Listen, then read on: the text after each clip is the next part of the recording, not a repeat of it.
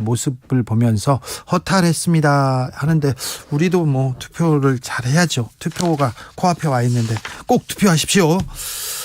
바이든 미국 대통령과 문재인 전 대통령이 통화를 했습니다. 당초 면담한다 이런 얘기가 나왔는데 짧은 통화로 대신했습니다. 어떤 일이었는지, 어떤 통화를 했는지, 바이든 대통령과 통화 당시에 문재인 전 대통령 바로 옆에 있었습니다. 최종건 전 외교부 1차관 연결했습니다. 안녕하세요.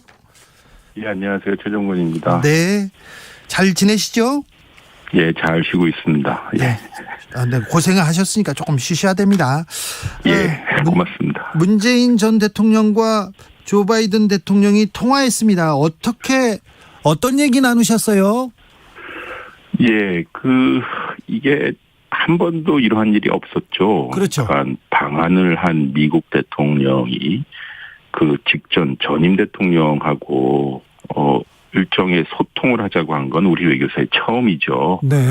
이게 보안이 우리 대선이 있었던 전에요. 예. 미국 측이 한국을 방한할 가능성이 있고, 예. 그렇게 될 때 우리 문 대통령이면 퇴임 이유가 될 것 같다라고 이야기를 했었습니다. 예. 그래서 그때 한번 바이든 대통령께서 문 대통령을 한번 만나고 싶다라는 전갈이 왔어요. 예. 그래서 문 대통령님 재임 시기에 바이든 대통령이 직접 우리 문 대통령에게 한미 관계를 포괄적으로 확대하는 데 기초를 닦은 만큼 이에 대해 감사를 직접 표하고 싶다는 메시지였죠. 네. 물론 저희는 이에 대해서 감사함을 표했고 못 만날 이유도 없지만 방한 시기에 차기 정부, 지금 현 윤석열 정부와 정상회담 세부 일정이 정해지면 남는 시간에 두 분이 만나는 게 좋겠다라고 수락하였습니다. 예. 그러니까 중요한 것이 미국의 대통령이 한국에 방문할 경우에 매우 바쁜 일정을 보내십니다. 네. 그리고 현 정부와의 회담이 제일 중요하기 때문에 우리는 현 정부와의 세부 일정이 정해지고 나면 우리와 시간을 정하자고 하였고 기다리고 있었던 상태였거든요. 네. 주말 사이에 보도를 보셨다시피 워낙 이번 방한 스케줄이 빡빡했어요. 네. 그래서 일정을 여러 번 조율하다가 만남이 불발된 것이 아마 목요일로 기억이 됩니다. 네. 그래서 저희는 아쉽지만 만남이 불발되었다고 발표한 것인데, 그래도 바이든 대통령께서 우리 대통령 문재인 대통령과 통화라도 하시고 싶었는지 네. 금요일 날 전화 제안이 왔어요. 네. 그래서 토요일로 통화 스케줄을 잡고 진행을 하였고요. 예. 그 시각이 바이든 대통령이 정상회담 일정을 모두 마친 대략 한 6시 50분이었습니다. 네. 그때 문재인 전 대통령과 바이든 대통령이 한 10분간 통화를 하셨죠. 네. 그래서 사저에서 하셨고요. 네. 우리 문 대통령께서는 차분한 분위기에서 두 분이 주거니 받거니 안부를 나누었고, 특히 문 대통령께서는 퇴임 인사를 재임 중에 하지 못한 것이 좀 아쉬웠는데 네. 이렇게 통화를 할 수 있게 되어서 고맙다라고 바이든 대통령께 말씀하셨습니다. 그리고 물론 바이든 대통령의 한국 방문도 환영하였고, 이것이 우리 양국 간의 관계와 동맹을 더 확고하는 데 중요한 가늠자가 될 것이다라고 말씀하셨어요. 바이든 대통령은 좀 덤덤하지만 차근차근 말씀을 하시더군요. 네. 그러니까 바이든 대통령께서는 정확하게 1년, 그러니까 21년 5월 21일 날 네. 워싱턴 백악관에서 문재인 대통령과 정상회담 한 것을 상기하셨고요. 그때 최고의 정상회담이라고 얘기하셨죠. 싱글 베스트 서밋 그런 얘기도. 맞습니다. 네. 특히 개인적으로 바이든 대통령에게는 네. 코로나 시기에 네. 처음으로 백악관에서 하였던 정상회담 행사였다고 합니다. 네. 그래서 개인적으로 그분께는 되게 기억에 남아서 네. 그 말씀을 좀 하셨어요. 그래서 우리 문재인 대통령께서는 특히 이번 서울에서 열린 한미 정상회담이 성공적으로 되었다는 것을 좀 축하도 해주셨고요. 예. 또 바이든 대통령께서 나름 흡족하셨던 것 같아요. 그래서 문 대통령께 재임 중 한미관계 발전을 위해 노력을 많이 하신 덕분이 아니겠냐라고 또 덕담도 하셨고요. 네. 그리고 보니까 두 분은 회담, 공식 회담은 한 번 하셨지만, 네. 이 G7 그리고 기후변화 정상회의 등등에서 서로 여러 번 조우하셨기 때문에 네. 뭐라 그럴까요? 좀 이렇게 격의 없이 편안하게 두 분이 말씀을 나누셨습니다. 신뢰가 조금 높은 것 같고 또 서로 조금 좋아하는 사이 같아요. 예, 뭐 일단은 우리 대통령 문재인 대통령님은 뭐 회담을 할 때도 그랬지만 그 당시에 한미 정상 공동 선언이 네. 이 기존의 정상회담과 달리 매우 포괄적인 결과를 도출했습니다. 예를 들어서 문재인 전 대통령에게는 10번째 한미 정상회담이었는데 네. 1번 회담부터 9번 회담까지는 양자관계 그리고 한반도 문제에 집중이 되어 있었다면 네. 10번째 즉 바이든 대통령과 했던 첫 번째 정상회담에서는 매우 포괄적이었거든요.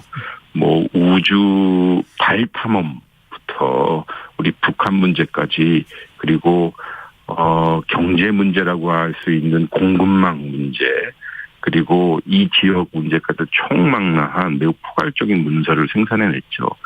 그래서 이번 정상회담에도 그러한 스타일의 문건이 나오는데 네. 거기서 토대를 마련한 것으로 보였고요. 네. 바이든 대통령에게는 이게 매우 인상적, 임프레스가 되었던 것 같아요. 네, 알겠습니다. 네. 미국이 먼저 제안했고 미국이 먼저 전화를 했고 저기 바이든 대통령하고 이렇게 문재인 대통령하고 통화할 때요. 스피커폰으로 하진 않고 전화기를 들고 있잖아요. 사진 보면. 스피커폰을 사용하셨어요? 스피커폰 합니까? 예. 그러면 스피커폰으로 얘기를 하시고 옆에서 차관님도 같이 다 듣고 그러셨겠네요. 우리가 현직이었을 때는 이어폰을 꽂고 했는데 네.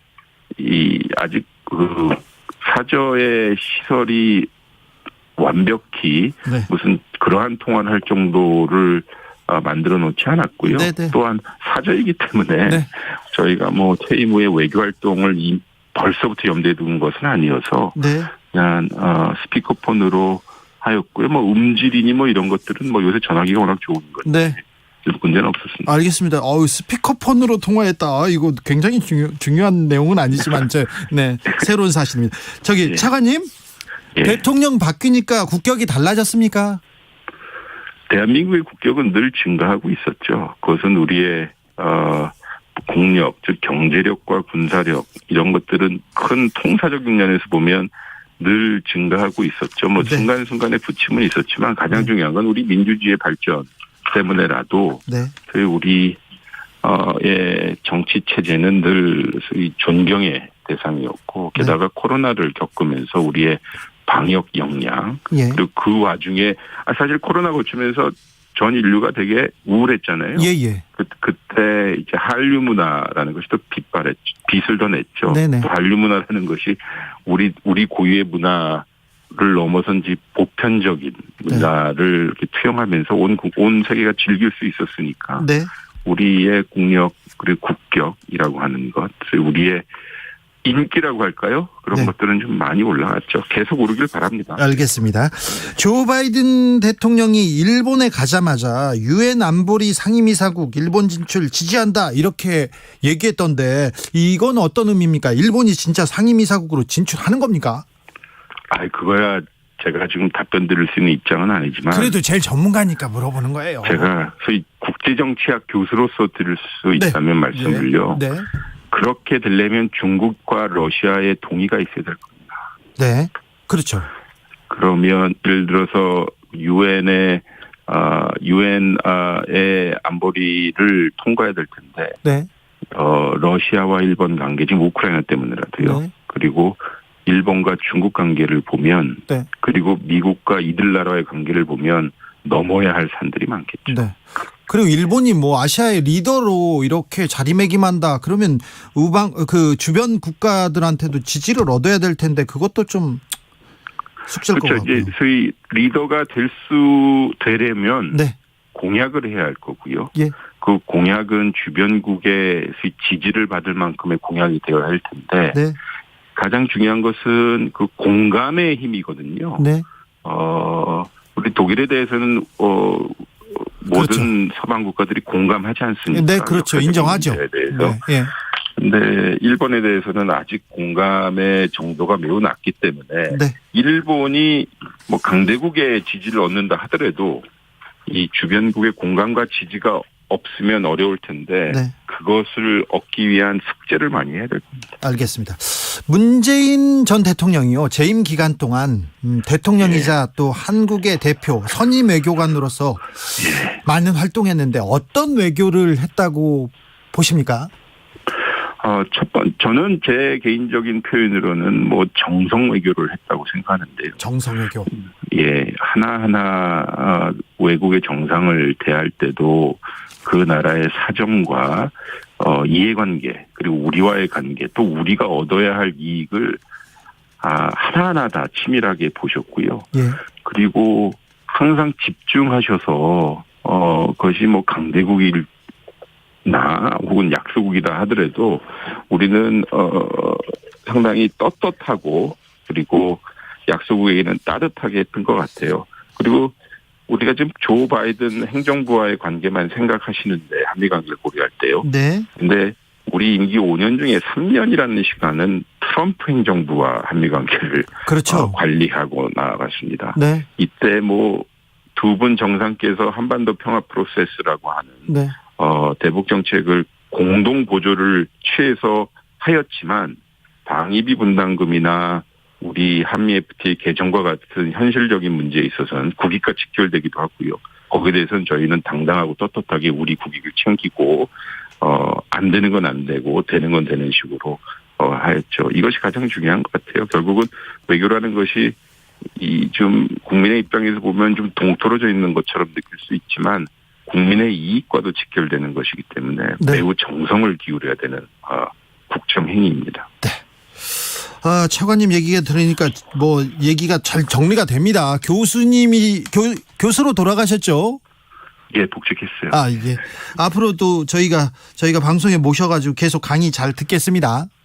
예, 좀 쉴 수 있는 시간을 좀 주시고요. 조금만 얘기 나누죠. 조금만 쉬시고 바로 모시겠습니다. 감사합니다. 예, 감사합니다. 예, 고맙습니다. 최종군 전 외교부 1차관이었습니다. 교통정보센터 다녀올까요? 오수미 씨. 네, 시각 교통정보입니다. 일찍